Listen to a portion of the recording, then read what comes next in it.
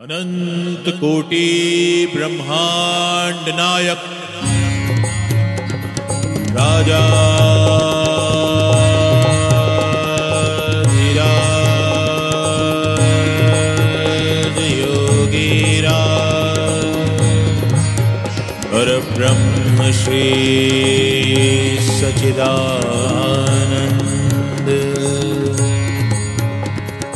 सद्गुरु श्री साईनाथ महाराज।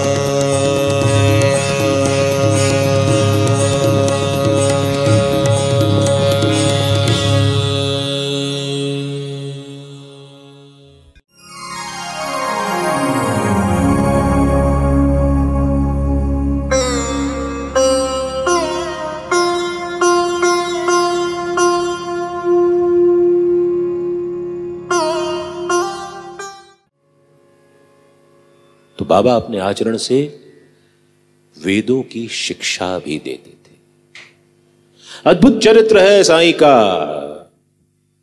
कोई ओर छोर नहीं मिलता, कोई तर्क वितर्क करने की गुंजाइश भी नहीं होती।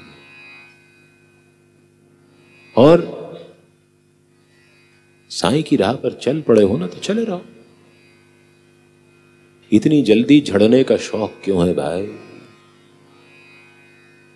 आम बनो आम, तभी तो साईं की आम्र लीला फलीभूत होगी।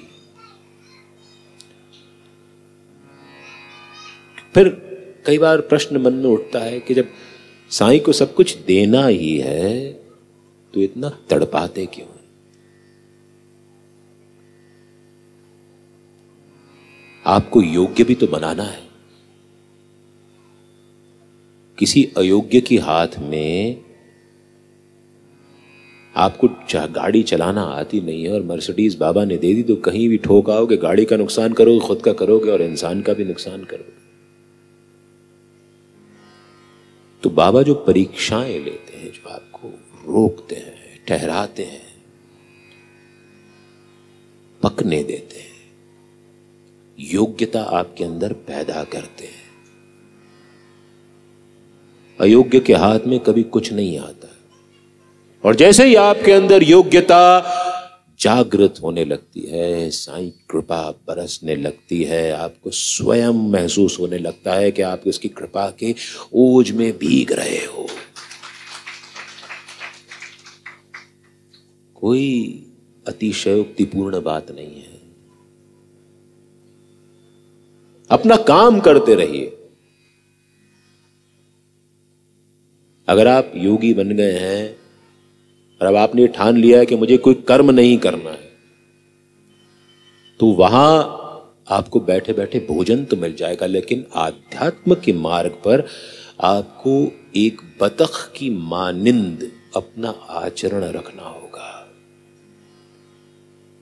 बतख ऊपर से शांत रहती है सतह पर से, लेकिन नीचे उसके पैर लगातार चल रहे होते हैं। अपना अन्वेषण करिए, अपने अंदर झांकिए, देखिए, अपने ऊपर रिसर्च करिए कि हम कौन हैं, हमारा उद्देश्य क्या है, हमको क्यों इस धरा पर भेजा गया है, क्या कारण है, क्या हमारी एक एक सांस उस परम पिता परमात्मा की सौगात नहीं है, उसकी अमानत नहीं है। हमको भेजा किसी और काम के लिए गया था, हम किस काम में उलझ करके रह गए, ये भी सोचिए। घर गृहस्थी छोड़नी नहीं है, पहली बात। बाबा ने किसी से कभी नहीं कहा कि तुम संन्यास ले लो। इसी दुनिया में रहना है और इसी दुनिया में रहते हुए अपना आचरण, अपने आप को पवित्र रखना है और साईं की राह पर अग्रसर होते जाना, एक बेहतर इंसान बनना है। ये प्रश्न लेना बड़ा मजेदार किस्सा बन गया, क्योंकि ये कथा भी जो है वो हनुमत सरदर्शी कथा है। हनुमान हम सब जानते हैं वानर देव हैं, तो वो कभी इस डाल पर तो कभी उस डाल पर चलते रहते। तो कथा कहने के बहुत अलग अलग तरीके होते हैं, उसमें बहुत सारे कथाकार, मैं तो कथाकार अपने आप को मानता नहीं हूं, न मैं कथावाचक हूं न कथाकार हूं, एक साधारण गृहस्थ हूं आप ही की तरह। आप भी सुन रहे हैं, मैं भी सुन रहा हूं, बोलने वाला कोई और है। तो ये दम्भ नहीं है मुझे कि मैं कथाकार हूं या कथावाचक। लेकिन कुछ कथाकार इस प्रणाली का प्रयोग करते हैं कि वो हनुमत पद्धति से कथा करते हैं कि कभी यहां की बात करते हैं, कभी वहां की बात करते हैं, और बाबा का सच्चरित्र भी वैसा ही लिखा हुआ है। आपको उसके अंदर कभी कोई सीक्वेंस, कोई धारा समझ में नहीं आएगी। कभी कहीं की बात हो जाती है, कभी कहीं की बात हो जाती है, कभी कहीं की बात हो जाती है। तो कथा भी ऐसी ही चलेगी, बाबा की कथा। और उसमें ये प्रश्न बड़े सहायक बनते जा रहे हैं। बड़ा लंबा प्रश्न है। प्रश्न क्रमांक 6 है, सच्चरित्र में लिखा है कि साईं बाबा ने 12 साल गुरु स्थान की जमीन के अंदर बैठ कर तपस्या करी थी। ये इसका किस्सा भी आपको, जब ये इसका बैकग्राउंड, पृष्ठभूमि बतानी पड़ेगी। जिस जगह साईं बाबा ने तपस्या की थी, उस जगह की खुदाई करने पर 4 जलते हुए दिए यानी दीपक, एक गौमुखी आकार की इमारत, गौमुखी आकार की इमारत नहीं, गौमुखी मिली थी, लकड़ी का पटिया, मालाएं जैसी चीजें दिखाई दी। यहां से मेरे 2 प्रश्न हैं। कृपया बताएं कि हिंदू धर्म के अनुसार तपस्या करना किसे कहते हैं, और ये सब सामान जो जमीन के अंदर मिले थे, उनका साईं बाबा की तपस्या से क्या संबंध है।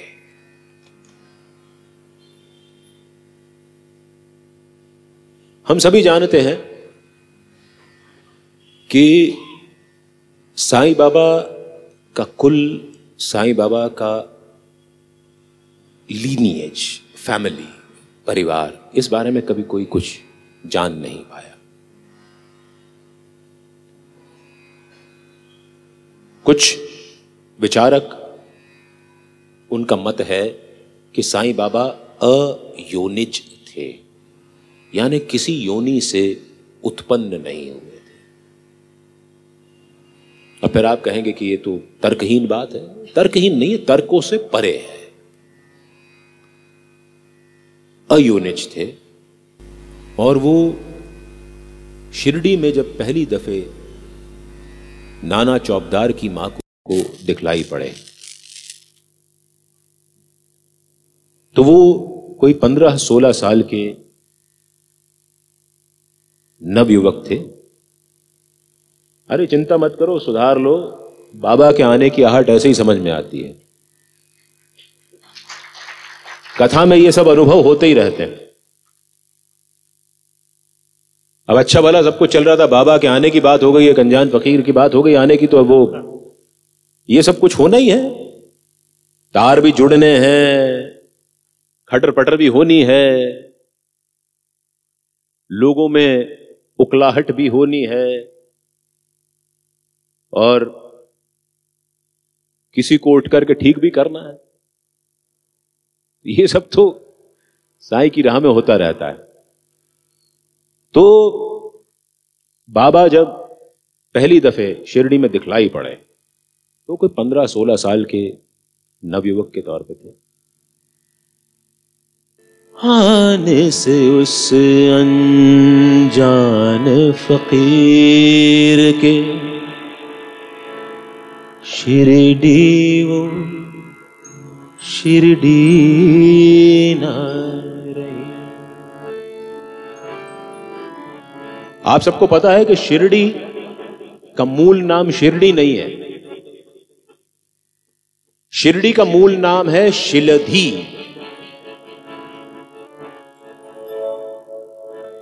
शिलधी 2 शब्दों से मिलकर बना है, एक शिला और दूसरा धी। शिला मतलब पर्वत और धी मतलब ज्ञान, यानी शिलधी मतलब ज्ञान का मेरू पर्वत। और धीरे धीरे बोलचाल की भाषा में शिलधी शब्द का अपभ्रंश बन गया शिरडी। आने से उस अनजान फकीर के शिरडी वो शिरडी ना रही। आने से उस अनजान फकीर के शिरडी अब शिरडी ना रही। रुत तो बदल गई, हवा भी बदल गई। रुत तो बदल गई, हवा भी बदल गई। पंछी भी पूछे उसका नाम, पंछी भी पूछे उसका नाम। जाने से उस अनजान फकीर के शिरडी वो शिरडी ना रही।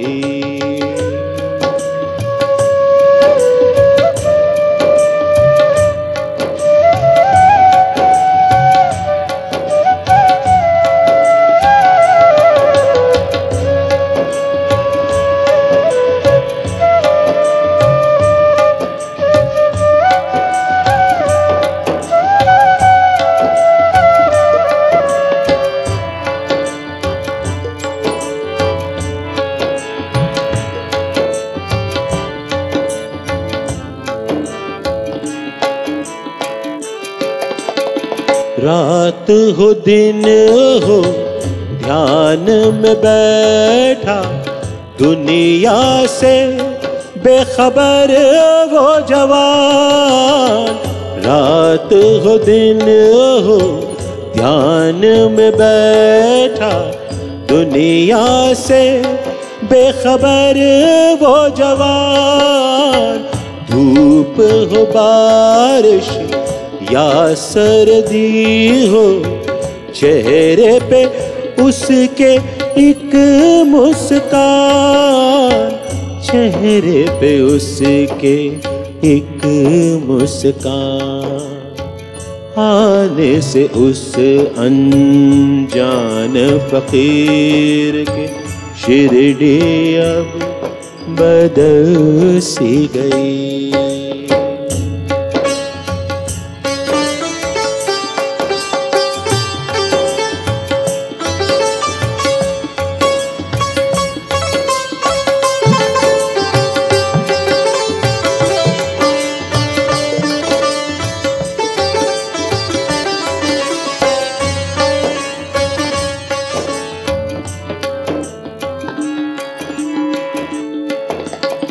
जात जन्म कोई पूछे जो उससे, वो तो सदा खामोश रहे।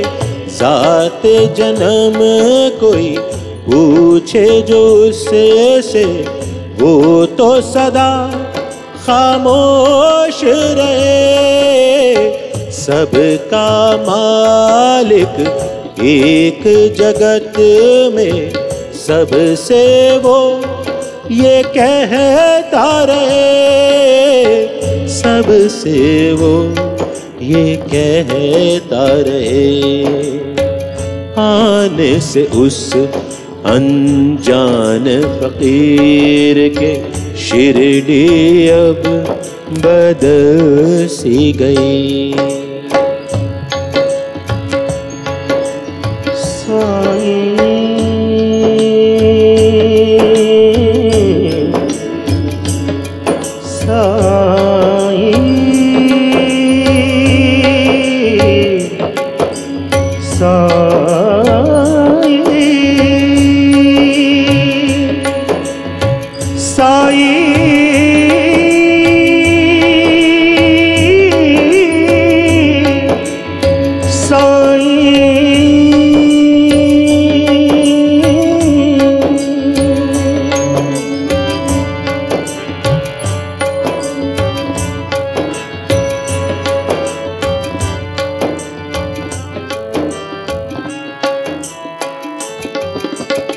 बातें करता जाने वो किससे, कोई उसको समझ ना सके।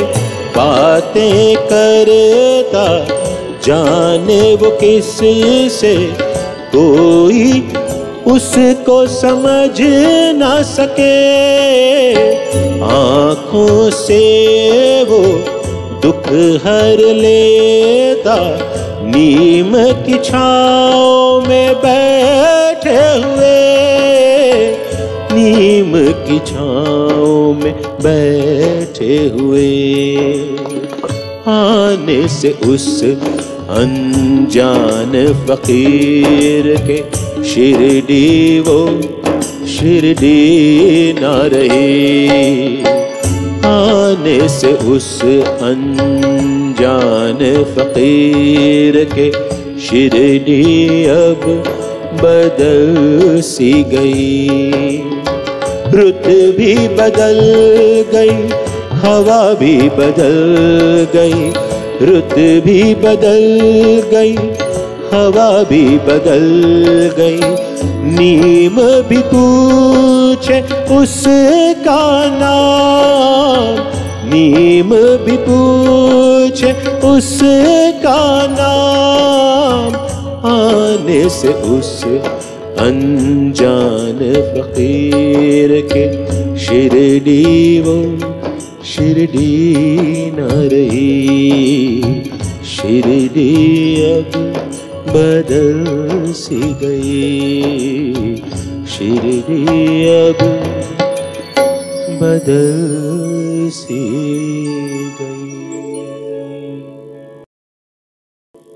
तो वो फकीर, वो 15-16 साल का लड़का एक ही जगह बैठा रहता, नीम के पेड़ के नीचे। उसको न अंधेरे से डर लगता, न जंगली जानवरों से डर लगता, न आंधी तूफान से डर लगता।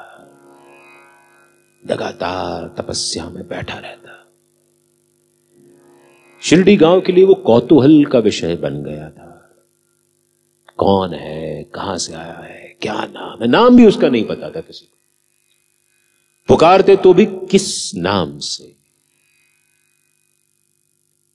उसने बताया नहीं किसी को। तो बस अपनी मौज में बैठा रहता।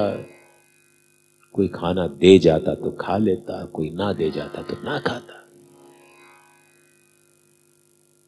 कोई बातें करने की कोशिश भी करता तो वो बातें ना करता, बताता ही नहीं था कुछ भी। कहते हैं जब वो बहुत कौतूहल का विषय बन गया और शिरडी में जब एक उत्सव के दौरान किसी को खंडोबा का संचार हुआ।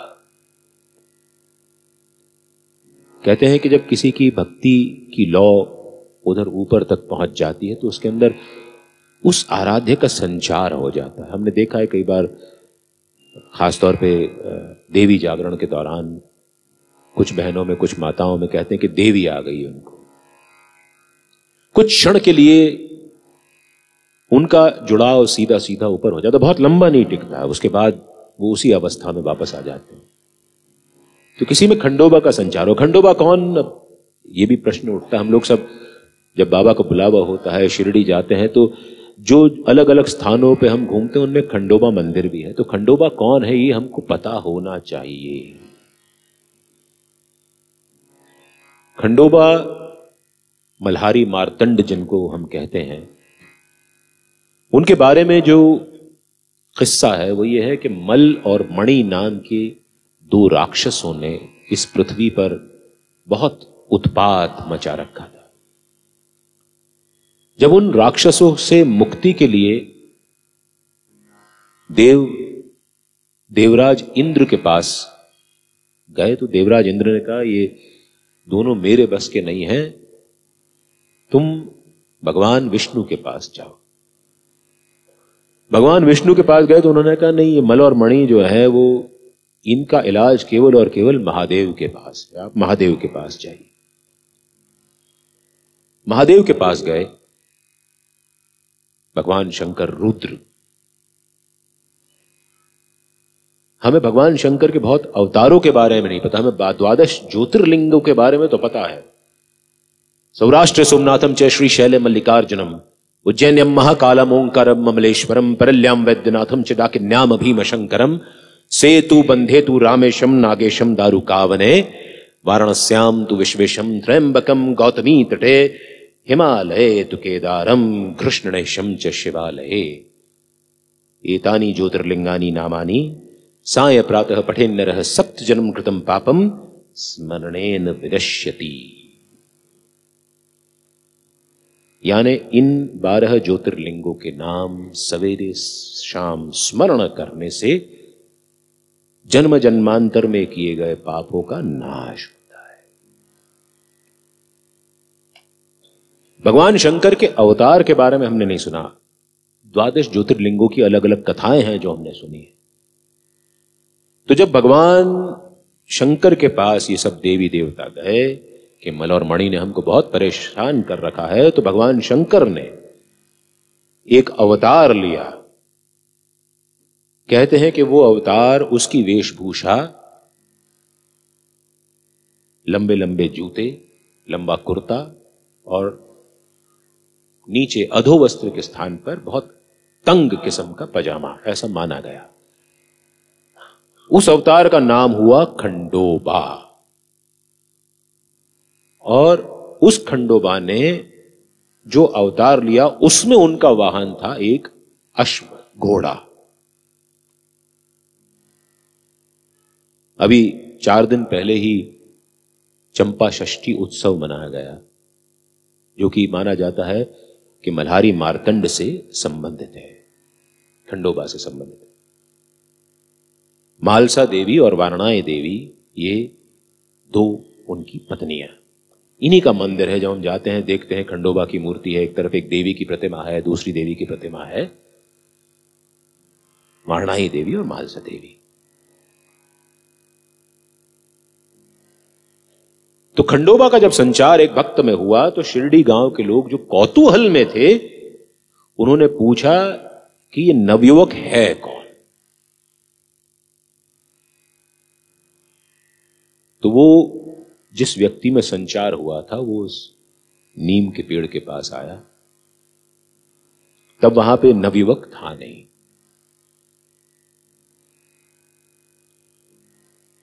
उस महानुभाव ने, जिसके अंदर संचार हुआ था, उसने बताया कि इस नवयुवक ने यहां पर 12 वर्षों तक तपस्या की है। उनकी बात की सत्यता को परखने के लिए गांव वालों ने वहां पे खुदाई शुरू कर दी, और जब खुदाई शुरू करी वहां से इस प्रश्न का उद्भव होता है। सच्चरित्र में लिखा है कि बाबा ने 12 साल गुरुस्थान की जमीन के अंदर बैठकर तपस्या करी थी। जिस जगह साईं बाबा ने तपस्या की थी उस जगह की खुदाई वाली बात आ गई। और खुदाई ही बोलिएगा, इसको खुदाई मत भूलिएगा, खुदाई अलग हो जाता है। ये संसार जो सृष्टि है वो खुदाई होती है। और हमारे यहां के जो रोडों पे जो गड्ढे होते हैं वो गड्ढे खुदे होते हैं। हिंदुस्तान में जब खुदाई होती है तो खुदाई भी उसके आगे नतमस्तक हो जाती है। खुदाई पूरी बड़ी जल्दी नहीं जाती। जिस जगह पर बाबा ने तपस्या की थी उस जगह की खुदाई करने पर 4 जलते हुए दिए, ऐसा लिखा है सच्चरित्र में, मिले थे। एक इमारत के अंदर एक गौमुखी होती है जिसके अंदर हम लोग माला जपते हैं, और एल शेप की एक थैली होती है, उसके अंदर हाथ रख करके माला जपी जाती है, ताकि हमारा ध्यान भी बार बार माला की तरफ ना जाए कि कितने मन के बचे हुए हैं, और ना माला करने वाले को यह दंभ आए कि सामने वाला मुझे तपस्या में लीन देख रहा है, मैं माला जप रहा हूं। इसलिए माला छुपा करके की जाती है। और जब मन के पूरे होते हैं तो माला करने वाले को हाथ में आता है सुमेरु, जो माला का छोर होता है, जो एक धागे की या रुई की या रेशम की एक गुच्छा टाइप का रहता है, उसको कहते हैं सुमेरु। तो जब हम माला जपते जपते ध्यान में गौमुखी के अंदर अपना हाथ फेरते जाते हैं तो सुमेरु जब हमारे हाथ में आता है तो हमको समझ में आता है कि 108 मन के पूरे हो गए। तो ये मिली थी लकड़ी की पटिया, जो ऐसा माना जाता है कि जिस पर बैठते थे बाबा के गुरु। मालाएं जैसी चीज दिखाई दी। यहां से मेरे 2 प्रश्न हैं। कृपया बताएं कि हिंदू धर्म के अनुसार तपस्या करना किसे कहते हैं? वाह, तप। आत्मा को तपाना तपस्या होता है। किसी पेड़ के नीचे बैठ गए, आंख बंद कर ली, आलती पालती मार लिया, दिगंबर होकर के बैठ गए, ये तपस्या नहीं होती। ये तो शरीर का तप हुआ। हिंदू धर्म में, सनातन धर्म में अपने आप को तपाने का अर्थ है अपनी आत्मा को तपाना। जब हम अपने आप को साधने का प्रयास करते हैं, जिस प्रक्रिया से हम गुजरते हैं, उसको तपस्या कहते हैं। और सबसे बड़ा तप हम और आप लोग कर रहे हैं। गृहस्थ जीवन को जीना, पूरे मनोयोग से जीना, पूरी ईमानदारी से जीना, और गृहस्थ धर्म का पालन करना, और उस धर्म का पालन करते करते साईं की राह पर चलना, यह सबसे बड़ी तपस्या है। किसने सन्यास ले लिया, उसने क्या खाक तपस्या करी? बीवी बच्चों को छोड़ दिया, घर परिवार को छोड़ दिया, खाना पीना छोड़ दिया, धन कमाना छोड़ दिया, उसने क्या तपस्या की? अरे तपस्या तो है कि जब हम इस धधकती हुई गृहस्थ की अग्नि में अपने आप को तपाते हुए कुंदन बन करके निकले। और हमको कुंदन बनाने का काम हमारे साईं का है। श्री साईं सच्चरित्र में ऐसे कई किस्से आते हैं जब बाबा ने ऐसे सन्यासियों को और ऐसे तपस्वियों को उनकी धता बता दी। एक रामदासी का किस्सा आता है कि जो मानसरोवर की यात्रा करने निकला था, शिरडी में आके उसने बीच में ब्रेक जर्नी की थी, रुक गया था। उसको जब खबर मिलती है, तार आता है कि उसकी मां की तबीयत खराब है, तो वापस जाने को उद्यत हो जाता है। बाबा उससे कहते हैं, क्या ये सब सोच करके तू तपस्या करने और सन्यास लेकर के मानसरोवर की यात्रा करने निकला था? चुपचाप बैठ यहीं पर। तपस्वी वहीं बैठ गया।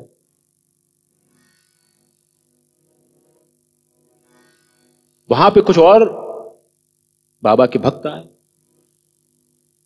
उनसे उस तपस्वी ने पूछा, मानसरोवर का रास्ता कैसा? बाबा ने कहा, यार तू तपस्या करने निकला है कि मजाक करने निकला है? अब निकला है तो जैसा रास्ता है वैसा जा, लोगों से क्या पूछता है? रास्ता बदल जाएगा क्या? एक योगी आया बाबा के पास। बाबा उस समय भोजन करने बैठे थे और बाबा कच्ची प्याज खा रहे थे। उस योगी के मन में प्रश्न उठा, बाबा से कुछ छुपा तो है नहीं, ये फकीर जो ऐसा गंदा संदा बैठा है और प्याज खा रहा है। अब बाबा की वेशभूषा ऐसी थी, फटे कपड़े। सच्चरित्र में लिखा है कि कई कई हफ्ताओं तक वो स्नान नहीं करते थे। तो उनको देख करके क्या इंप्रेशन बढ़ेगा? अब लोग तो आज कहते हैं कि अगर आपको सक्सेसफुल होना है तो ड्रेस और एड्रेस दोनों आपके मजबूत होने चाहिए। अरे ड्रेस और एड्रेस से जो मजबूत होता है वो आदमी थोड़ी होता है, वो तो कलाकार होता है। हमारे गुजराती में कहावत है कि सारा कपड़ा थी रूपालो देखाए ते नट, यानी अच्छे कपड़े पहनने से जो खूबसूरत दिखता है वो नट होता है। अब आजकल तो नट दिखते नहीं है, लेकिन कभी आप जाएंगे देखेंगे चौकी ढाणी वगैरह जगह पे, तो वो रस्सी पे चलने वाले, करतब करने वाले नट होते हैं। बड़े रंग बिरंगे कपड़े पहनते हैं, लिपस्टिक विपस्टिक लगा लेते हैं, इस टाइप की हरकतें करते हैं। बाबा ने उसके मनोभावों को पढ़ लिया, तो जो उसको साथ में लेके आया था उस योगी को, बाबा ने कहा इससे कह दो कि जिसमें प्याज हजम करने का मादा हो तो ही मेरी राह पर चले, बाकी यहां किसी की जगह नहीं है। और प्याज और लहसुन हम उनको वर्ज्य मानते हैं। एकादशी में हम कहते हैं इसको छू नहीं सकते, खा नहीं सकते। कुशाभाऊ को तो बाबा ने अपनी वमन की हुई प्याज, कच्ची प्याज एकादशी के दिन खाने पे मजबूर कर दिया था। उनके इसी ढकोसले को, इसी सोच को तोड़ने के लिए। और बाद में कुशाभाऊ ने जब उनके भक्ति में उस वमन से निकली हुई प्याज को खा लिया था तो बाबा ने उनको ये आशीष दिया था। ये सच्चरित्र में किस्सा नहीं है, लेकिन कुशाभाऊ की बात हम जब पढ़ते हैं तो आता है।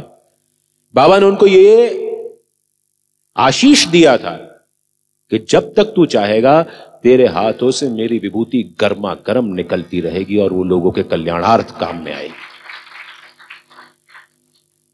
एक और सोमदेव का किस्सा आता है। सोमदेव तपस्वी थे। काका साहब दीक्षित के भाई जब कैलाश मानसरोवर की यात्रा पर गए, उनको ये तपस्वी मिल गए, तो उन्होंने जैसे अब हम भी सब बाबा की बखान जो है, तारीफ जो है जिससे मिलता उससे करते हैं, उन्होंने भी कर दी। तो सोमदेव के मन में आया कि जब इतनी तारीफ हो रही है तो मुझे चल के मिलना चाहिए। तो वह आए, उन्होंने पहले बंबई चिट्ठी लिख दी थी, तो भाई जी उनको लेने, जो काका साहब दीक्षित के भाई थे, वो लेने चले गए। दोनों रेलगाड़ी से उतरे, तांगे में बैठ करके शिरडी आने को हुए। रास्ते में देखा कि वहां कुछ ध्वजा पताकाएं फहरा रही हैं। तो उन्होंने काका साहब दीक्षित के भाई से पूछा, सोमदेव शास्त्री ने, ये ध्वजा पताकाएं काय की फहरा रही? अरे बोले वही तो हमारे बाबा की मस्जिद है, उसी पे ध्वजा पताकाएं फहरा रही है। बोले ये कैसा संत है जो ध्वजा पताकाएं अपनी फहराता है? उन्होंने कहा ये तो कुछ भी नहीं है, अभी तुम वहां जाओगे देखोगे उनके ठाठ, जो भक्त लोग उनको चढ़ा करके जाते हैं, उनकी चांदी की पालकी है, घंटे घड़ियाल है, मस्जिद में रहते हैं लेकिन तुलसी वृंदावन लगा रखा है। सोमदेव शास्त्री तो बिल्कुल हतप्रभ, बोले ऐसे किसी फकीर के पास मुझे थोड़े जाना है यार, चलो वापस। अरे बोले चलो यार, तुम तो आ गए यहां पे, अब आ जाओ। और सोमदेव शास्त्री जो है वो जैसे ही मस्जिद की सीढ़ियों पर चढ़े, बाबा ने उनका स्वागत किया। आइए श्रीमान, ध्वजा पताका वाले संत के पास आपका क्या काम है?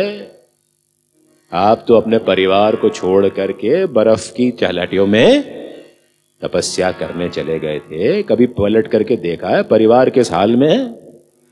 जाओ जाओ, हमें तुम जैसों की जरूरत नहीं है। संसार से भागे फिरते हो, इस लोक में तुम क्या पाओगे?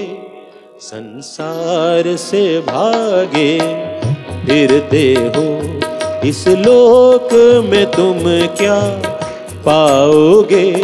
इंसान को तुम अपना न सके, भगवान से क्या मिल पाओगे? संसार से भागे फिरते हो।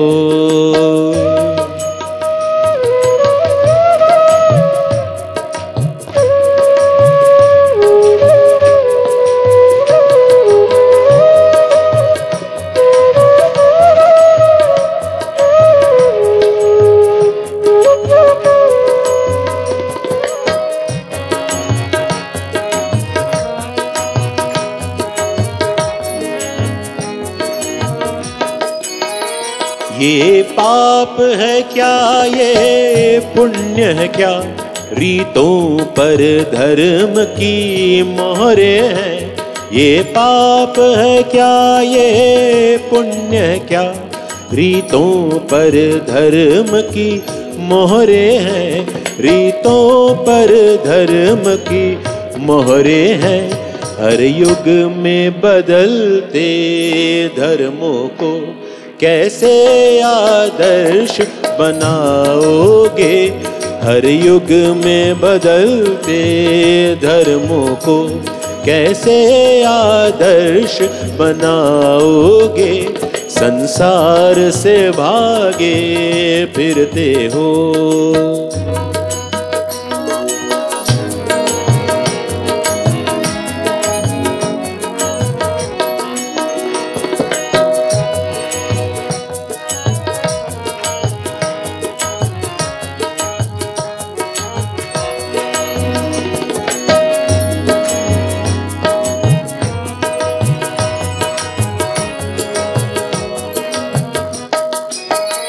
ये भोग भी एक तपस्या है, तुम त्याग के मारे क्या जानो।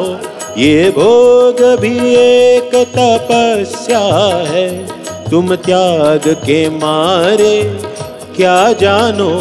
तुम त्याग के मारे क्या जानो। अपमान रचेता का होगा, रचना को अगर ठुकराओगे।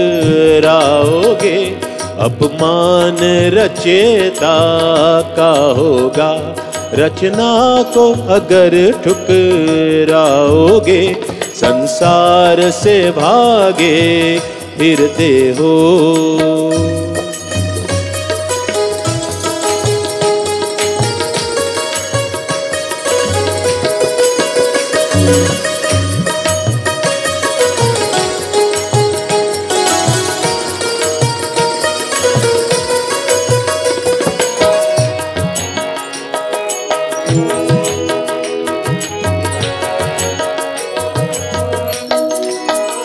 हम कहते हैं ये जग अपना है, तुम कहते हो झूठा सपना है।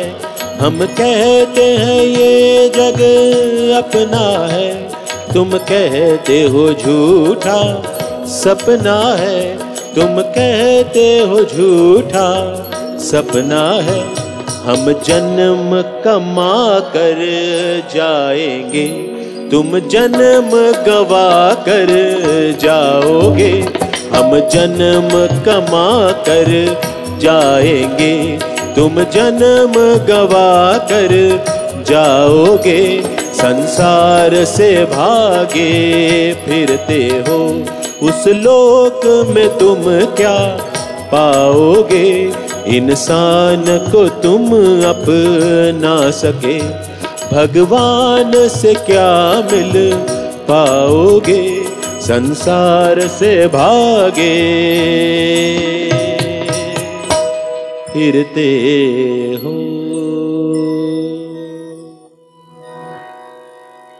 तो जब तक वानप्रस्थ की उम्र ना आए ना, त्याग के बारे में सोचना नहीं चाहिए। भोगिए, खूब भोगिए। इस भोग से ही भग का रास्ता निकलेगा।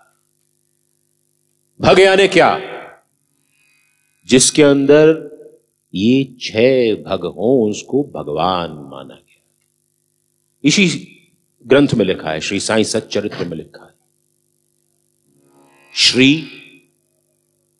ज्ञान वैराग्य ऐश्वर्य कीर्ति और पराक्रम। जिसके अंदर ये 6 भग हों वो भगवान कहलाता है। जब हम इस श्री साईं सच्चरित्र ग्रंथ को पढ़ते हैं और पढ़ने के बाद ये ग्रंथ जब हमारे अंदर समाने लगता है, जब हम चेष्टा करते हैं इसको समझने की, तो हमको समझ में आता है कि कैसे ये 6 भग साईं बाबा में लगातार परिलक्षित होते रहते हैं। श्री साईं धाम मंदिर कोपरगांव है। अभी सन 2023 में 16 जून को वहां पे जो कथा थी, उसमें बाबा ने 3 घंटे केवल इन 6 भग की व्याख्या करवाई। और कैसे बाबा ने इस कथा के माध्यम से सिद्ध करवाया कि कोई माने नहीं है माने, हम हमारे लिए साईं हमारे भगवान है, और जो नहीं मानते उनसे मेरा कोई विवाद नहीं है। हमारे ऑक्टोपैड पे जो बैठे हैं, इन्होंने कल श्री साईं अमृत कथा का ग्राफिक डाला था फेसबुक पे, सोशल मीडिया पे। तो एक तथाकथित शास्त्री जी इनसे भिड़ गए और दोनों में खूब संवाद और परासंवाद उनकी पोस्ट पर हुआ। तो जिसको ना मानना है, मैं तो कहता हूं, मैंने इनसे कल भी कहा था, मैंने कहा विवाद मत करो यार, साईं विवाद का नहीं विश्वास का विषय है। जिसको मानना हो माने, जिसको ना मानना हो उसकी खुशी। हम तो मानते हैं। और तुम अगर ये प्रपंच चलाओगे कि मंदिरों से साईं बाबा की मूर्ति निकाल दो, तो मूर्ति तो बाबा की नहीं निकली। जिन्होंने ये आह्वान किया तो वो पता नहीं कहां चले गए। और मान लो वो बल प्रदर्शन के आधार पर मूर्ति हटा भी लेते मंदिरों से, तो यहां वाली मूर्ति का क्या करते? यहां तो है ही।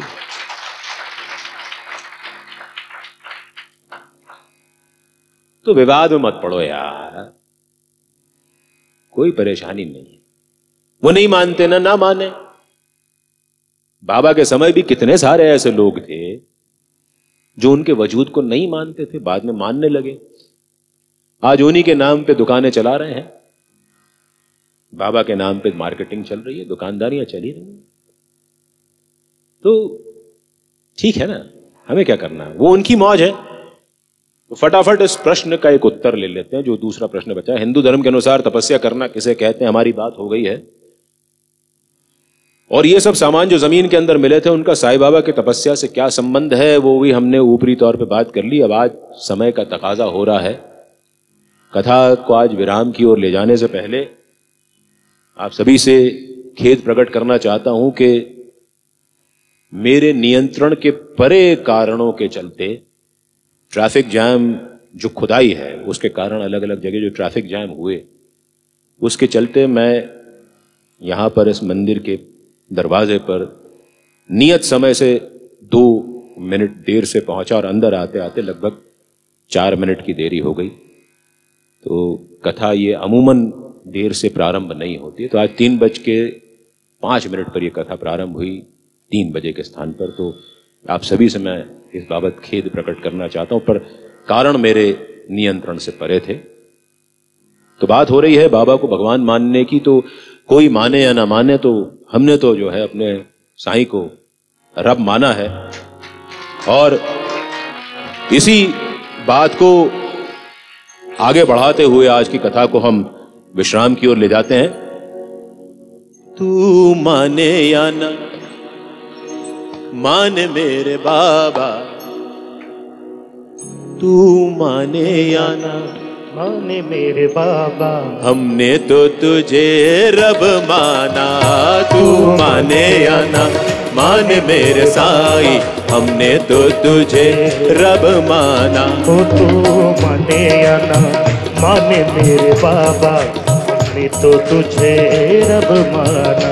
10 होगा केड़ा रब दा दवारा, हो 10 होगा केड़ा रब दा दवारा, हमने तो तुझे रब माना।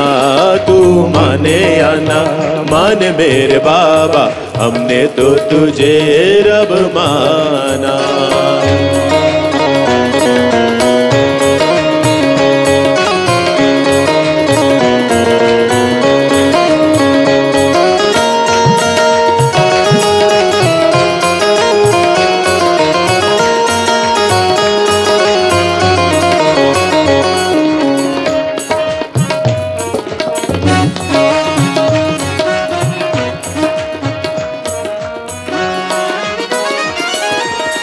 अपने तन की खाक उतारे, तब ये साईं की नेमत पाई।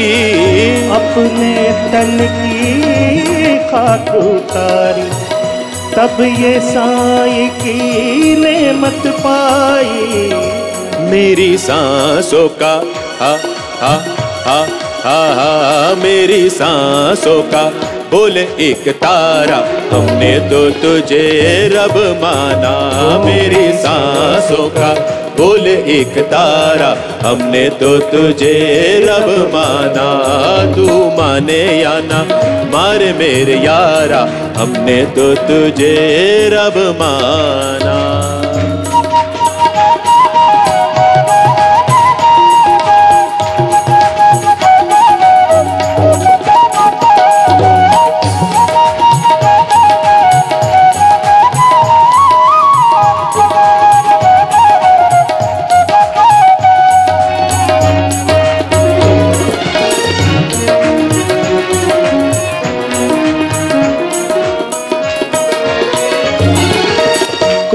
मक्के कोई काशी जांदा, कोई कुंभ दे विच धक्के खांदा। कोई मक्के कोई काशी जांदा, कोई कुंभ दे विच धक्के खांदा। कोई मक्के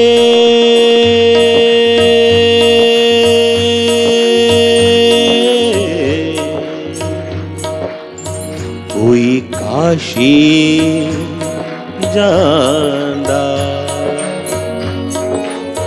कोई मक्के कोई काशी जांदा, कोई कुंभ दे विच धक्के खांदा। कोई मक्के कोई काशी जांदा, कोई कुंभ दे विच धक्के खांदा। कहीं और ना कहीं और ना सजदा गवारा, हमने तो तुझे रब माना। कहीं और ना सजदा गवारा, हमने तो तुझे रब माना।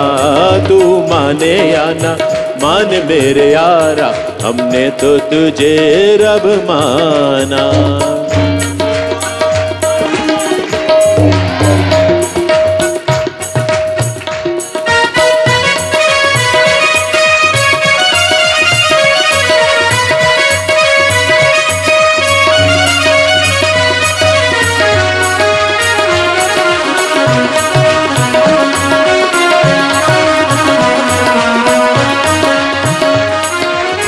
तुझ बिन जीना भी क्या जीना, तेरी चौखट मेरा मदीना। वो तुझ बिन जीना क्या जीना, तुझ बिन जीना क्या जीना, तुझ बिन जीना क्या जीना जीना। तुझ बिन जीना भी क्या जीना, तेरी चौखट मेरा मदीना। तुझ बिन जीना भी क्या जीना, तेरी चौखट मेरा मदीना। कहीं और ना ओ कहीं और ना झुकना गवारा, हमने तो तुझे रब माना। कहीं और ना झुकना गवारा, हमने तो तुझे रब माना। तू माने या ना मान मेरे बाबा, हमने तो तुझे रब माना। तू माने या ना माने मेरे बाबा, हमने तो तुझे रब माना।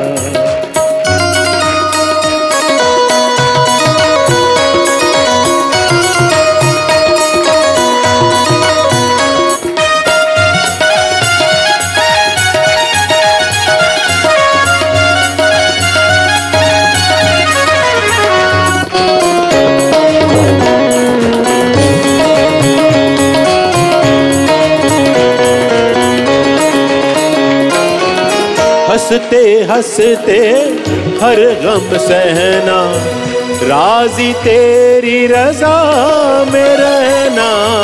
हंसते हंसते हर गम सहना, राजी तेरी रजा में रहना।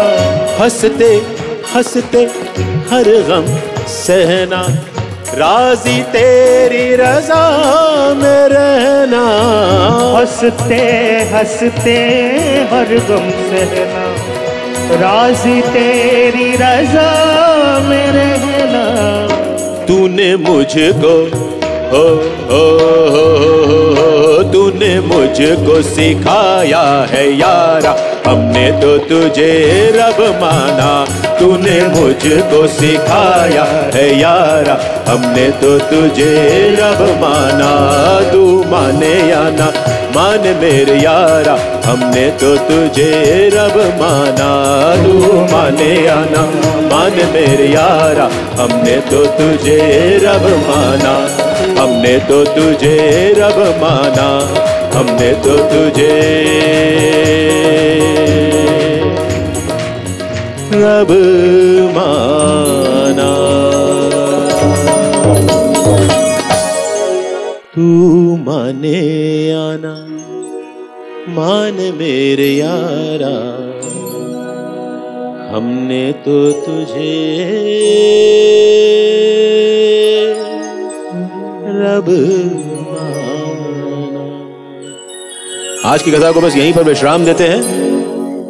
कल बाबा की आज्ञा, अनुमति, प्रेरणा रही तो पुनः हम लोग सब 3 बजे यहां पर बाबा की बातें करने, उनका गुणगान करने, झूमने, मस्ती करने और श्री साईं सच्चरित्र को समझने पुनः एकत्रित होंगे।